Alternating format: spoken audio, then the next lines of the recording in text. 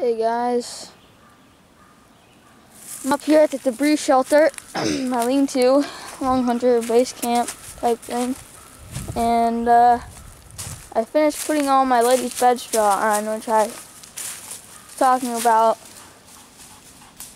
Oh, comes a dog. I was talking about in my last video, where I brought in somebody's bed straw from the field. For some reason, the first part of that video did not upload with the rest of it. Don't know why, but what I had actually used was a travois. I built a travois, and I was using it to carry in all of my ladies' bed straw, but for some reason that didn't show up on the video. So there's the whole back of it. It's starting to shrink and wilt on me and things like that, so I gotta get some more debris on it. But we're gonna take a walk through the woods, maybe start a fire. So hang with me.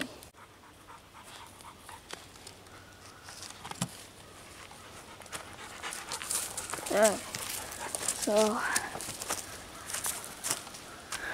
I think we're gonna go take a walk over here in these pines ahead of us, and start a fire.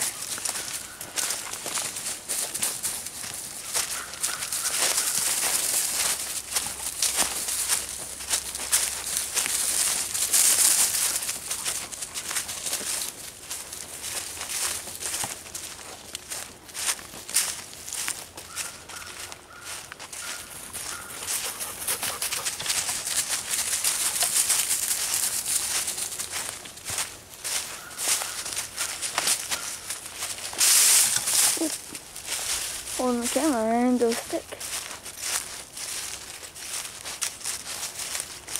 It's really nice up here right now. I want to show you. See, things like this are great. Right here. Okay, these are really good to have around. And you know, these are all over the woods, usually. You see these have been cut for firewood. The trees have been cut off, but this still doesn't take away from its uses. You see, I've already been here before. See my campfire coals. What the old folks used to do is use these not only as a shelter source, but also as a reflector for the fire. A lot of the hunters in Pennsylvania favored these for the fire reflectors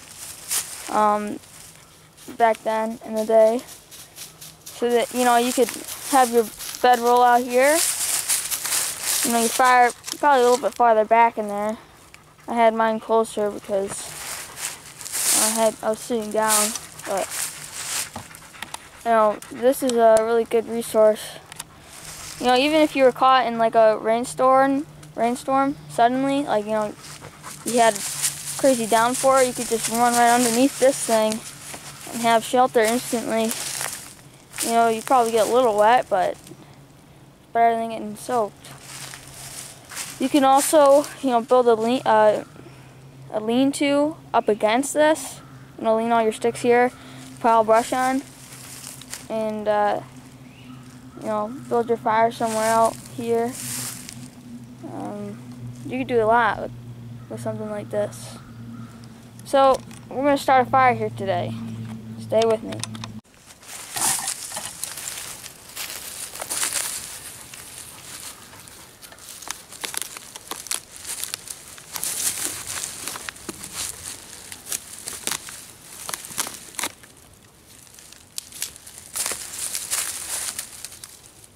All that stuff off.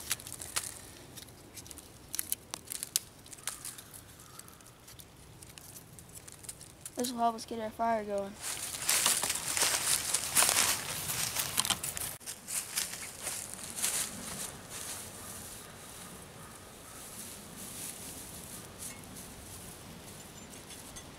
Okay, so got my fire kit out. It's all ready to go. And I have my bird nest. And what I have in my bird nest is some dry grasses that aren't really dry because right now there's a lot of new growth coming up. And that new growth is covering all of this dry grass, so it's kind of hard to come by. The stuff that you do find is under the new growth and next to the ground. And the ground is moist and wet, so is the dry grass. Well, the grass that's supposed to be dry. But in the center I have some leaves as well, just off the ground. And that's something that a lot of people overlook is the leaves for a bird nest. Because a lot of people, I assume probably mostly myself, I'll like run around the woods looking for something like tulip poplar bark or dry grass, when really the leaves work just great. I guess they're a little crumbly, but they work fine. I've started a lot of flint and steel fires with just leaves. So over here I have some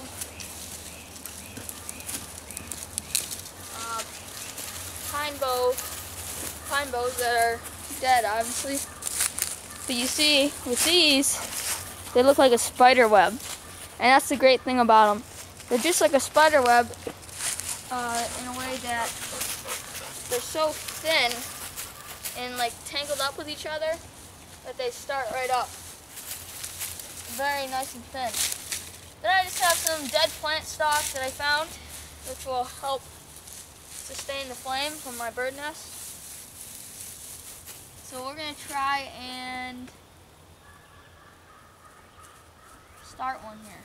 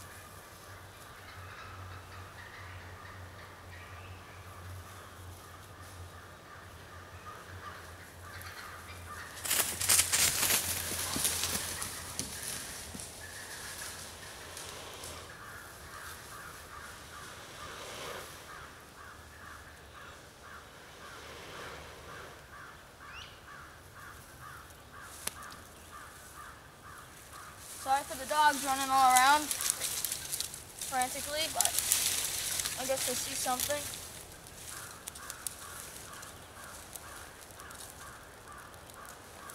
Just pulled my sticks over the flame. Start feeding from the outside in.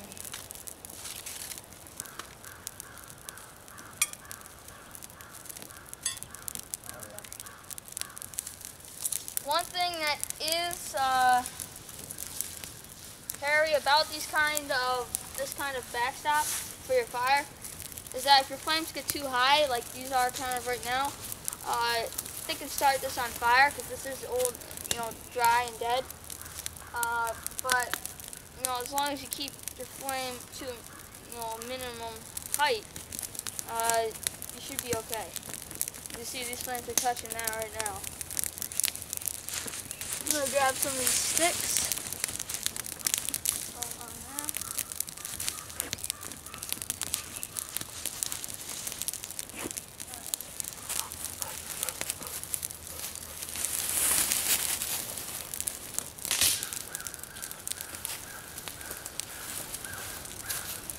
It's good to be able to go to bigger sticks on your initial burn like this because it's a lot easier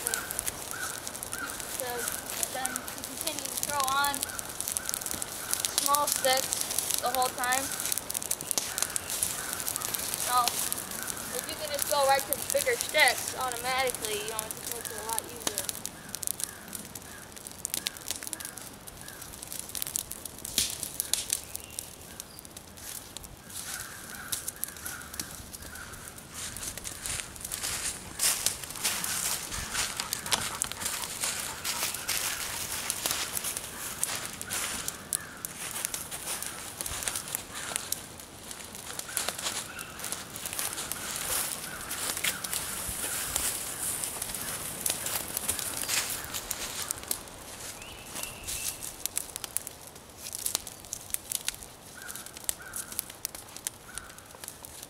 so let's see the chicken inside.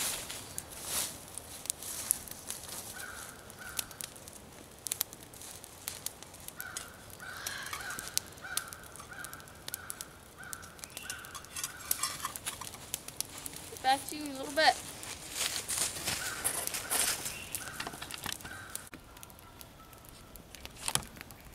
We have a turkey just out here in this field. I don't know if you can hear it. I'm gonna try and make, just a sound in my mouth. It stinks, I forgot my wing-bone turkey call.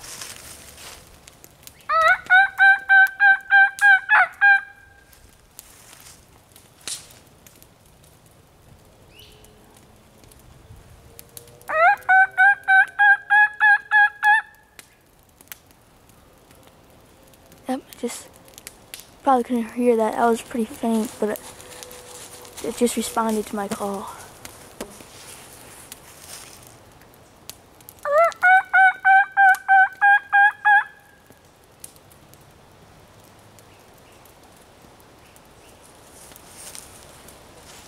Sometimes we'll see turkeys. Usually they're pretty elusive and you don't really see them a whole lot. What we see around here a lot is pheasants. We saw a lot more pheasants this year than turkeys, so this is pretty cool. I only saw one turkey so far this year. It was a tom. So I don't know what this just sounds like a hen probably because I didn't hear any gobbles, but pretty neat.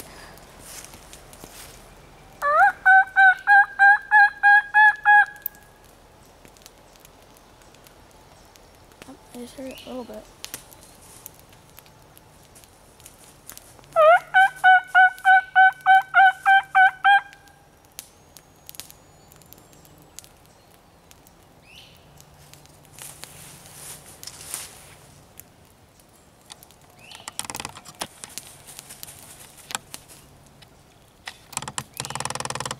My fat is right here. Just got done making it and it's pretty close. It sounded within like 50 yards. So I'll turn the camera back on if I hear anything else.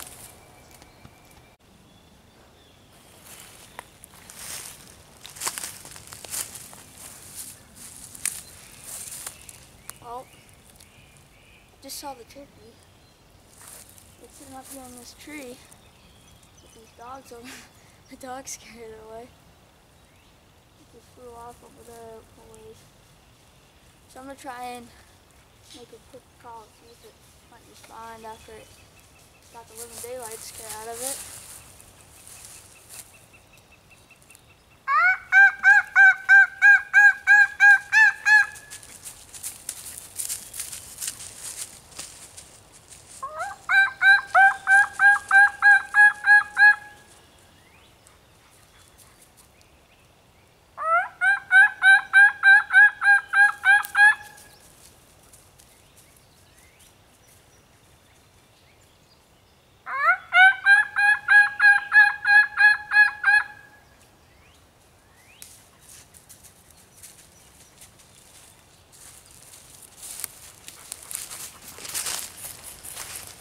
What I expected, nothing. Well, thanks to this little guy, I didn't get to see a turkey today. Well, I saw it, but didn't get to get a close-up of it.